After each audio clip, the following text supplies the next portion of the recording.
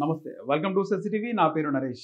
మహారాష్ట్రలో మహాయుతి కూటమి ఘన విజయం సాధించింది. ఈ నేపథ్యంలో మహాయుతి కూటమిలో ఉన్నటువంటి భారతీయ జనతా పార్టీ, అలాగే షిండే శివసేన, ఇక ఏక్నాథ్ షిండే శివసేన, అలాగే అజిత్ పవార్ ఎన్సీపీ, మూడు పార్టీలు మహాయుతి కూటమిలో ఉన్నాయి. సో మహాయుతిలో ఘన విజయం సాధించిన తర్వాత ఇంతకీ ముఖ్యమంత్రి ఎవరు అవుతారో అనేది పెద్ద క్వశ్చన్ మార్క్గా మారింది.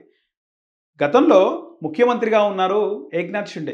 అంటే ఎన్నికలు కూడా ఏక్నాథ్ షిండే బీజేపీ కూటమి ముఖ్యమంత్రిగానే జరిగాయి.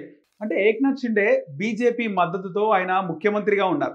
సో ఏక్నాథ్ షిండే ముఖ్యమంత్రి అయ్యే అవకాశం ఉందా, లేదా ఎన్సీపీ నుంచి అజిత్ పవార్ ఆయన కూడా ఆశిస్తున్నట్లు తెలిసింది.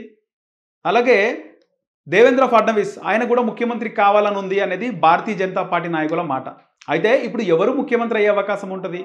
ఇక్కడ ఏక్నాథ్ షిండే ఆయన ఎక్కువ సీట్లు వచ్చినంత మాత్రాన కూటమిలో ముఖ్యమంత్రి అయ్యే అవకాశం ఉండదు అనే విధంగా ఆయన మాట్లాడడం జరిగింది. సో మనం చూస్తున్నాం, ముగ్గురు కూడా కూర్చొని సెలబ్రేషన్స్ చేసుకున్నారు, స్వీట్లు పంచుకున్నారు, మీడియాతో కూడా మాట్లాడినారు. కానీ ముఖ్యమంత్రి ఎవరు అవుతారు అనేది పెద్ద క్వశ్చన్ మార్క్గా మారింది. ఇక మోదీ ఏక్నాథ్ షిండేని కాంప్రమైజ్ చేసి దేవేంద్ర ఫడ్నవీస్కి ముఖ్యమంత్రిగా బాధ్యతలు ఇస్తారు అనేది ఒక ప్రచారం జోరుగా సాగుతుంది.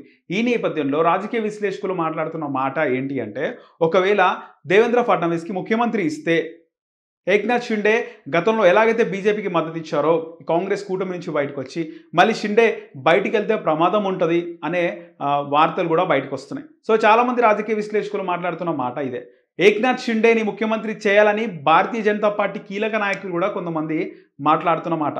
ఇంతకీ ఏక్నాథ్ షిండే ముఖ్యమంత్రి అవుతాడా, లేదా దేవేంద్ర ఫడ్నవీస్ ముఖ్యమంత్రి అవుతాడా అనేది ఆశ్చర్యకరంగా మారింది.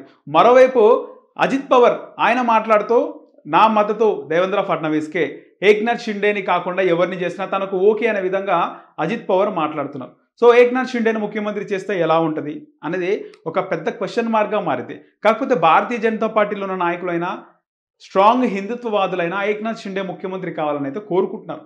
సో మహారాష్ట్రకు సంబంధించి మరికొన్ని గంటల్లో అక్కడ ప్రమాణ స్వీకారం ఉంది. ఈ నేపథ్యంలో ముఖ్యమంత్రి ఎవరు అనేది పెద్ద క్వశ్చన్ మార్క్గా మారింది. తెలుగు రాష్ట్రాల నుంచి పవన్ కళ్యాణ్ కూడా ఢిల్లీ బయలుదేరి వెళ్ళినారు.